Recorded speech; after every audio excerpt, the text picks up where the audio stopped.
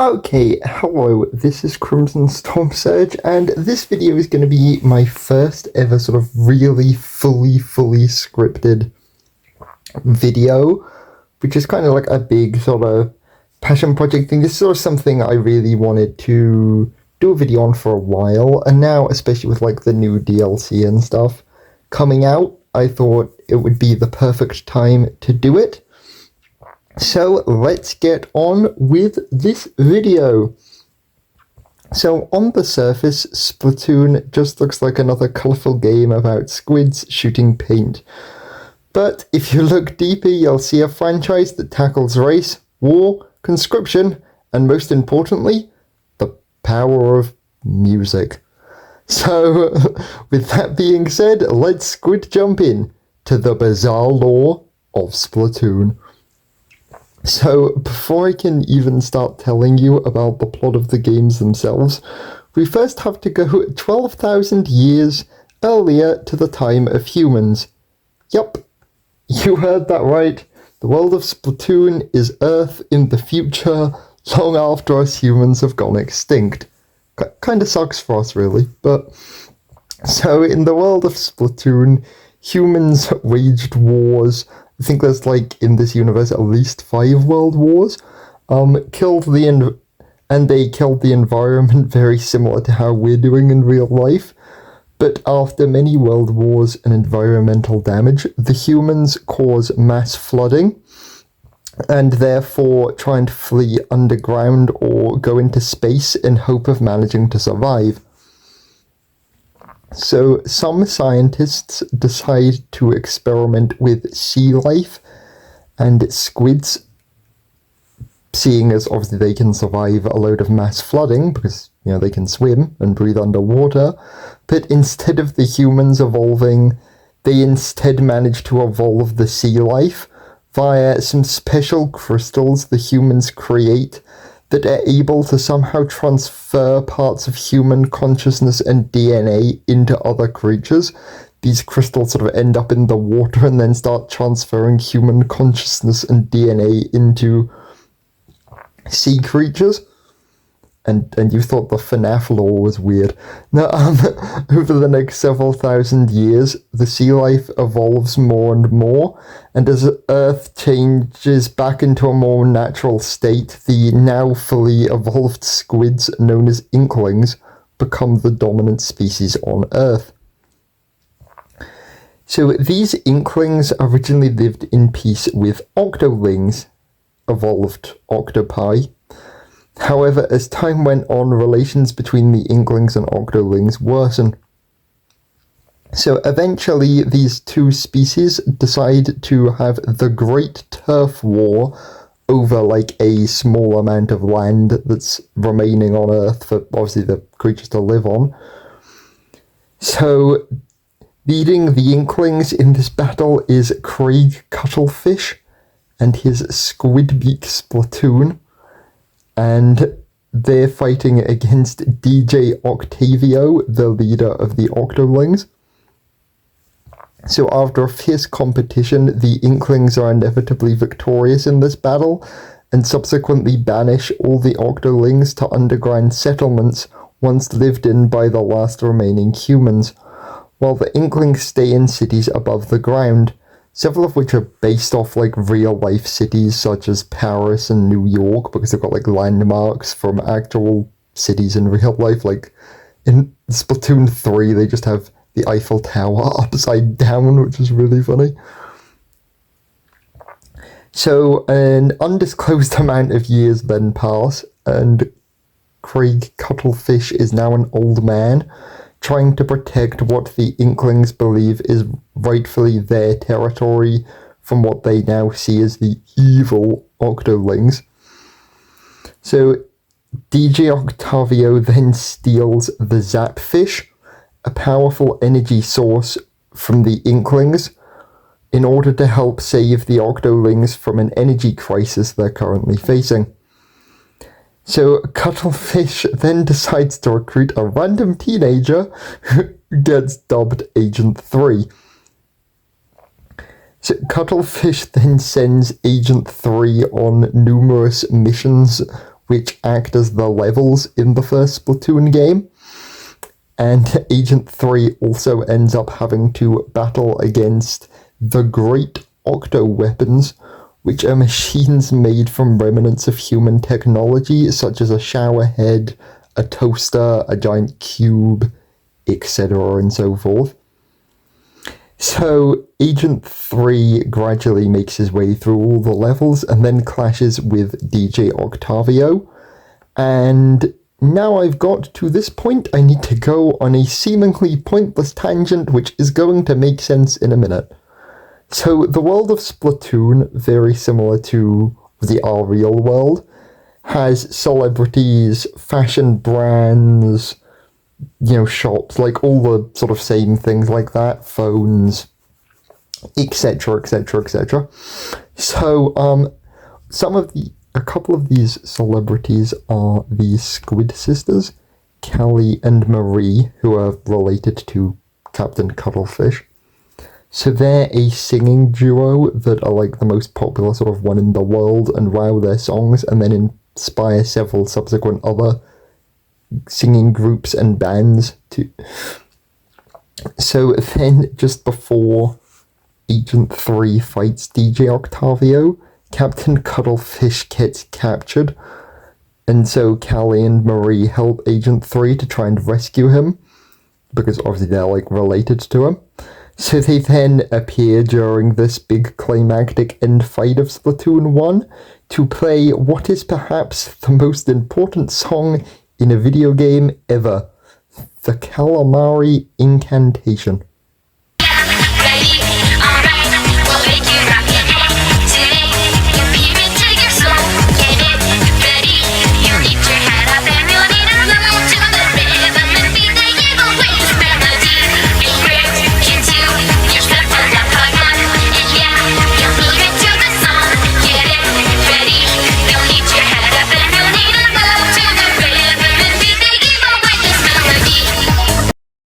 So this song has the magic power to honestly do whatever the plot asks of it to do.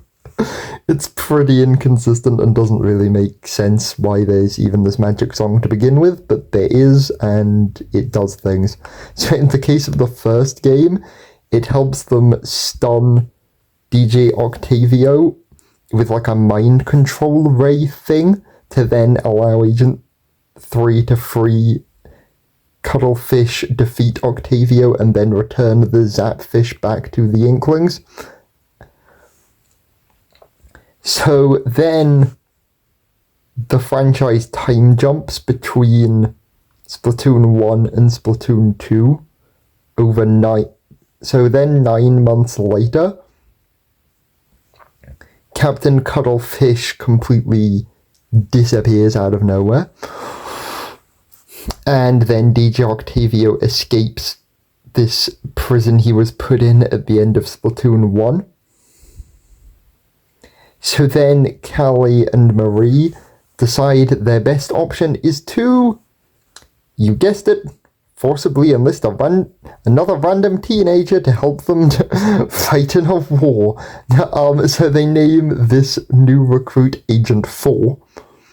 So then Agent 4 has to, once again, similar to Agent 3, go on some great big adventure, fighting off, Octavio's army and so on and so forth, which make up the various levels of the campaign of Splatoon 2. And he then fights even more of these great octo weapons, because this is the game that actually has the toaster in it. Just so funny. So then, during this great adventure, Octavio steals the great Zapfish again, and also kidnaps and brainwashes Callie. So then, after fighting their way through various levels, bosses, and so on and so forth, Agent 4 and Marie eventually find Octavio and Callie, and now it's a music fight. Oh yeah. So Callie then uses this song called Bomb Rush Blush to just spam bombs for about an eternity. Like, seriously, this boss fight uses way too many pops. And then Marie manages to free Callie, so then we get the calamari incantation again. So this time it fully frees Callie's mind control, and once again stuns Octavio, allowing Agent 4 to use this giant cannon weapon called the Rainmaker to just hit Octavio in the face with a giant energy bomb thingy. So then peace has completely returned to the land. Octavio's been defeated again, wahoo! The end, forever. Oh yeah, where did Cuddlefish go? That's a good question, because he hasn't returned yet. I suppose we ought to see what he's up to. So, now we get the most lore-heavy thing this entire franchise has done to date, the DLC of Splatoon 2, the Octo expansion. So this follows Agent 8, an Octoling who witnessed the end battle of the first Splatoon game, and upon hearing the song, as in the calamari incantation, and yes, this is the third time it's come up already,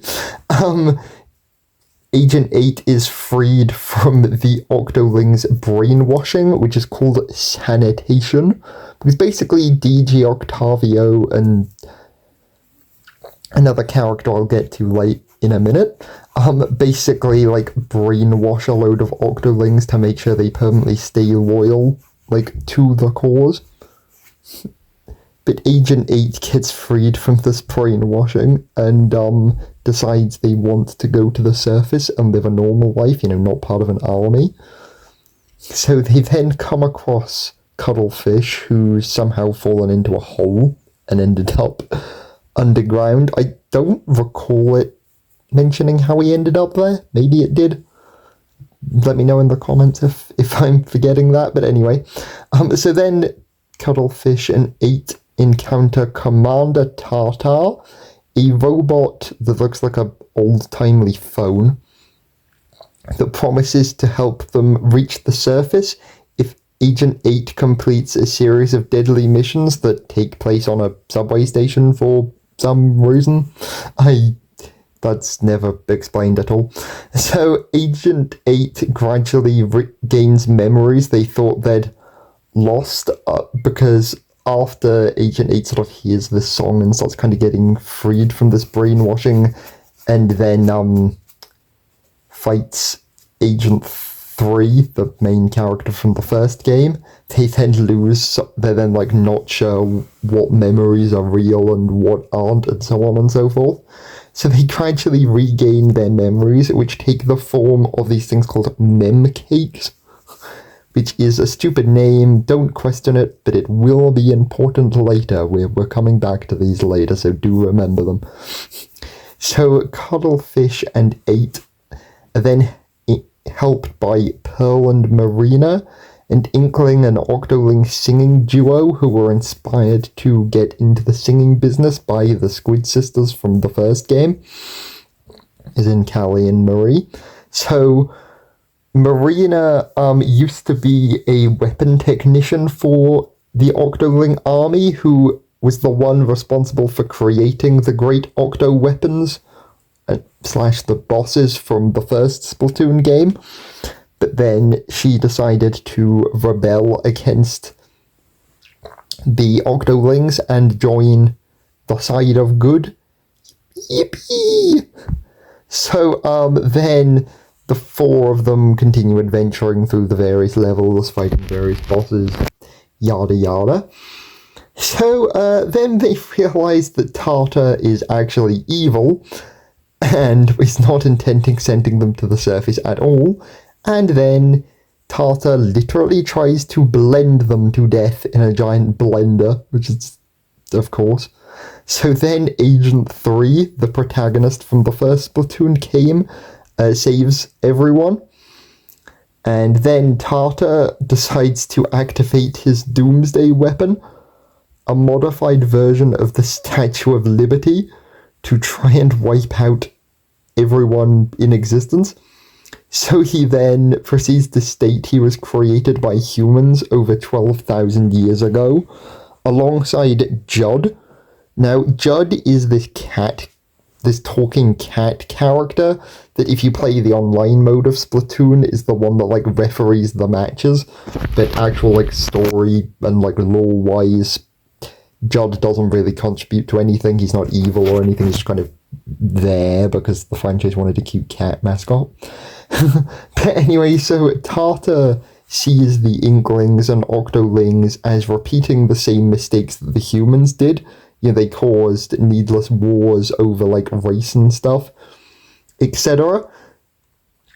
And so he then has killed several thousand Inklings and Octolings over several years to collect data to create a perfect specimen. Once he eradicates all existing life on Earth, he then intends to start anew with like some perfect species that, you know, won't repeat the mistakes of humanity. So, then we get to the big climactic fight, and yep, you guessed it, it's time for a magic song again.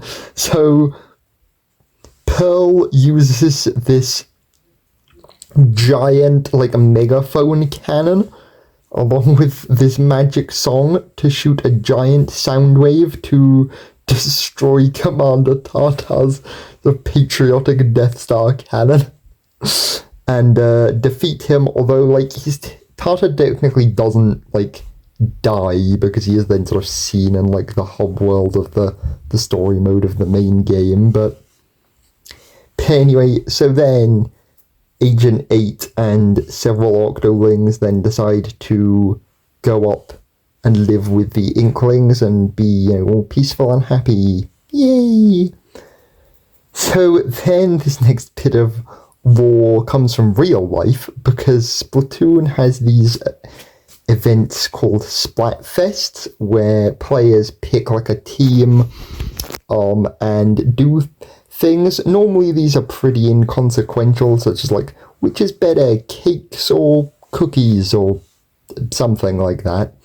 But towards the end of Splatoon 2's lifespan, they held one called Order versus Chaos, and the winner would decide the plot of Splatoon 3. So in the Splatfest, the team that won was Chaos, which then meant that sometime between Splatoon 2 and Splatoon 3, in universe, there's then some apocalypse, which is never, as far as I can tell, specified what causes it, but again, correct me in the comments if I'm wrong. But it then turns much of the land into deserts. So then some random Inkling survivor, who we're just going to call Survivor, otherwise there's going to cause number confusion. I'll get into that in a minute. So yeah, this random survivor is then recruited by Captain Cuttlefish to tackle some threat that Cuttlefish foresees. So they then fight DJ Octavio for the third time. But this time Octavio is actually innocent and isn't the bad guy and hasn't done anything wrong. So then Octavio, Cuttlefish, and this survivor get sucked into Alterna, a human settlement that was intended to send humans to space so they survive the, you know, great flooding and world wars and apocalypses of the 12,000 years prior, which failed. As far as is currently stated in canon, all the humans that were in Alterna died and none of them made it to space and survived, but they can totally go back and retcon this in a future game, so don't stand by that. So then Callie, Marie, and Agent 3, the protagonist of the first game, also turn up because they feel like being in this game. So Captain Cuttlefish is then kidnapped by this weird fuzzy blobby tentacle thing. So then the rest of the gang sets out to save him. So then, Splatoon 3 once again has a music group, this time called Deep Cut, which is made of these 3 members, Shiver, Fry, and Big Man. However, unlike the other musical groups, Callie and Marie and Pearl and Marina, Deep Cut are actually the bad guys and are sort of criminals who pretend to, well, I mean, I was going to say pretend to be this upstanding music group. Technically, they are an upstanding music group, but they also steal stuff from people. So they've found this alternate world and think it contains great treasure that will make them, like, even richer and more famous. So they, act as the boss fights for the Splatoon 3 story mode, as we get effectively a battle of the bands between Callie and Marie and their group, and Deep Cut and their group. So, they fight several times, the player participates in levels, yada yada yada. Eventually, both Deep Cut and the main, good guy group all end up on a spaceship launch deck. So before I can continue on this whole random spaceship launch deck thing, I need to go on yet another random tangent. So back in the first Splatoon game, there's a company that gets founded called Grizzco, which is founded by some mysterious figure who you never see the identity of. So, but then in Splatoon 2, Grizzco runs this online mode called Salmon Run, which is a multiplayer horde survival mode where you collect these things called power eggs, which are said to contain some magical source of energy or something. So then, when the gang gets to the spaceship launch deck and finds and rescues Cuttlefish, they then encounter Mr. Grizz, the leader of this Grizzco, who is a giant bear.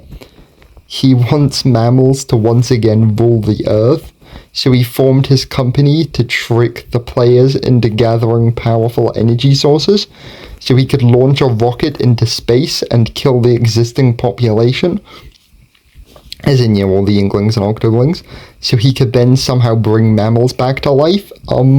Don't ask how this random bear has human-level intelligence, can talk in full sentences, survived all the apocalypse and everything, or why he thinks that wiping out the Inklings and Octolings and firing rays from space will somehow bring mammals back to life. But don't question any of that, because the game sure doesn't.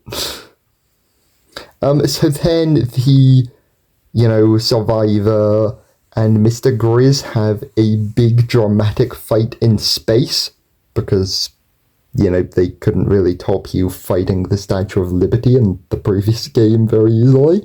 So then, big shocker, we use a magic song for the 4th time.